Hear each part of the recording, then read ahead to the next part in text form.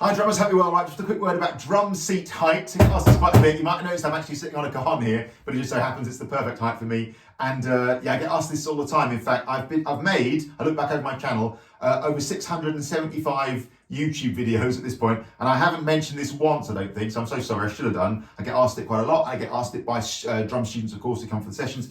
And I get my amazing monthly member here, Sam, was asking this exact question, and as a video response. And if you're a monthly member, what happens is you can send me questions, and I'll record you a video response back. I just thought this was such a relevant thing and something that everybody might be interested in. That with Sam's permission, I'll put this up on the main channel. So the way I think of it is pretty simple, really. I like, if I sit at the seat and my feet are on the floor, I like to have my legs going ever so slightly downhill. The reason for that is I think it's comfortable, but also you get some nice clearance when you're playing your snare drum.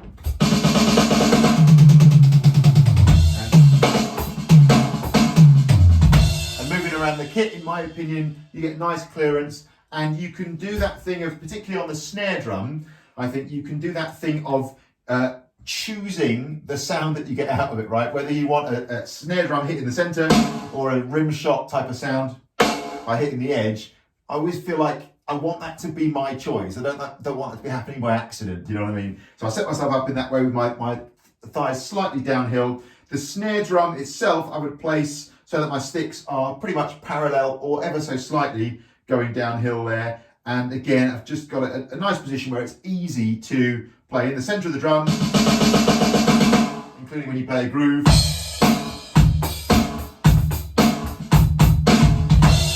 Or if you want to, a rim shot where you hit the rim of the drum in the center at the same time.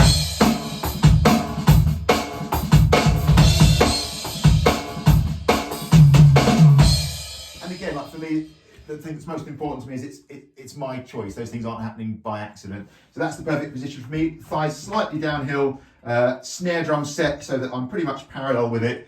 Like the sticks are parallel with the ground, so to speak, but slightly downhill is fine, I think, as well. In terms of the bass drum stuff and the weight, now for me, really, I personally, the way I sort of think of it, I don't really want a huge amount of weight at all to be on my legs. I don't want to be using my legs as like structural support. You do see this a bit, especially with younger drummers, actually. I see this quite a lot. They're kind of using their legs to sort of basically stay upright. And the problem is, then when you need to play stuff on the bass drum or the hi-hat or both or whatever, or double kick or whatever, then you've got real balance issues, man. And particularly I find if you're going slow, what can happen is, like playing a slower groove, right? If you're kind of if you've got a lot of your weight on the pedal,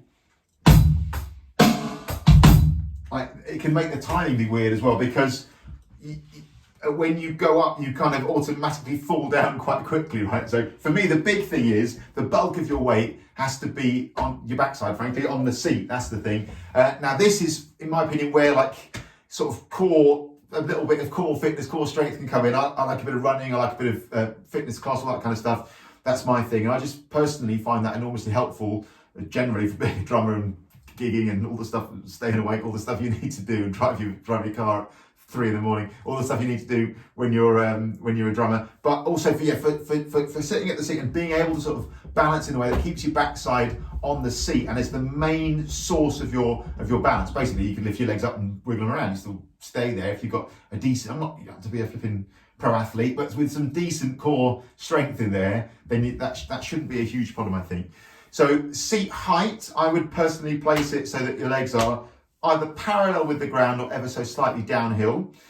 The most important part of the setup with relation to your seat, I think, is the snare drum. And again, I would place that so that the sticks are basically parallel with the ground or going downhill a tiny bit is fine for me. I've personally, as you can see, got my snare drum set up so it's ever so slightly angled down, as in the lowest point is nearest me. Obviously, for jazzers, they might well do the opposite. For guys playing traditional grip, you might well do the opposite. So, because obviously in those days when drummers used traditional grip, it came from drummers having the snare drum slung over their shoulder so the natural angle of the drum was here, so it made sense to play traditional grip.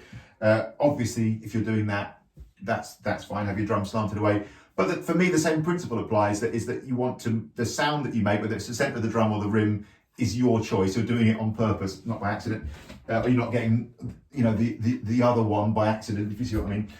So that's that. And then just, yeah, man, in terms of the position on the seat, I think sitting quite forward on the seat is what I like to do. And again, those legs just hanging down, nice and loose, slightly downhill is fine. Weight, big thing, man. Weight is like backside on the seat as opposed to like, you know, leaning forward.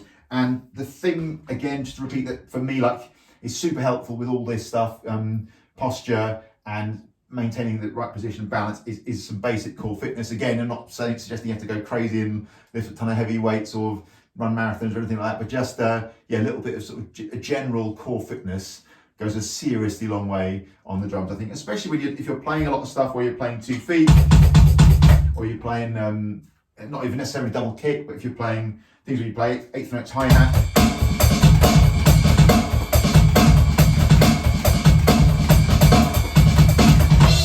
I think the ability to just have a strong enough core to sort of keep your position there and move your limbs quite freely without it throwing you off is massively helpful. So a bit of physical fitness comes into it as well. So I hope that's helpful. Thanks, Sam, for a great question, and thanks a million. See you soon. Cheers.